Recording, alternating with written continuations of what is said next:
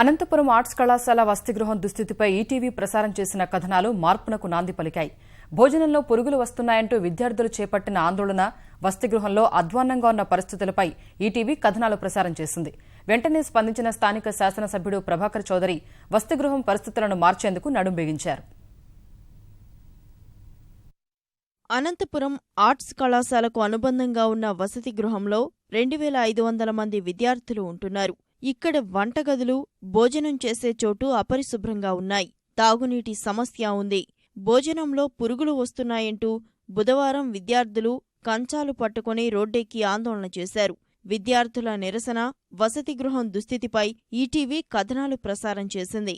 వెంటనే స్పందించిన ఎమ్మెల్యే ప్రభాకర్ చౌదరి వసతి గృహాన్ని పరిశీలించారు. 24 గంటల్లో మినరల్ వాటర్ ప్లాంట్ ఏర్పాటు చేస్తానని విద్యార్థులకు హామీ ఇచ్చారు. ఇచ్చిన హామీ నెరవేర్చుతూ గురువారం అధునాతన వాటర్ ప్లాంట్ను ప్రారంభించారు.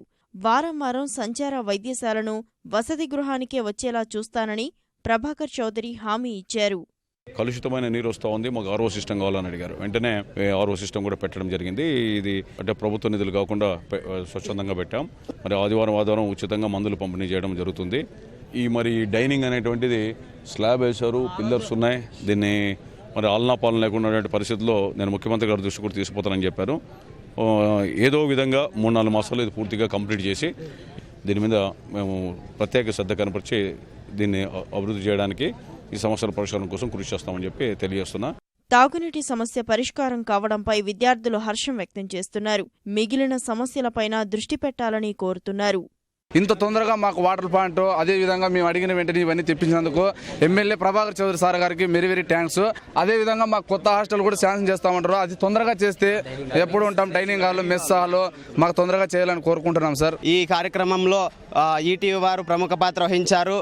అదే కాకుండా రోడ్లపై నిరసనలు చేసిన న్యూస్ను ప్రసారం చేయడం వల్ల నేడు ఇవాళ మాకు ఇదే ప్లాంట్ వచ్చిందని మేము సంతోషపడుతున్నాం. వాటర్లోనూ కొద్దిగా మార్పు వచ్చింది సార్. ఈరోజు ఎలా వాటర్ ప్రారంభించారు, మెస్లో కూడా మార్పు వచ్చింది సార్. అది కాక కొత్త మెనూను ప్రారంభించారు.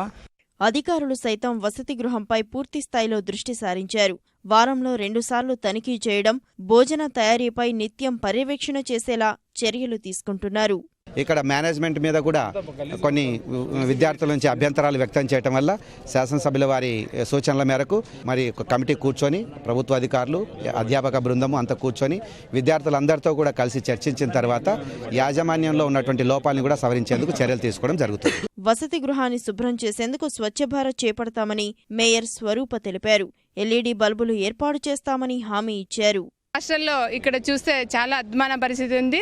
ముఖ్యంగా పిల్లలు కానీ వ్యక్తిగతంగా వాళ్ళ ఉండే రూముల్లో ఫస్ట్ క్లీన్ చేసుకోవాలి. వాళ్ళు కానీ స్వచ్ఛ భారత్ పాటించాలని ప్రత్యేకంగా ఇక్కడున్న పిల్లలు నేను ప్రత్యేకంగా చెప్తున్నాను.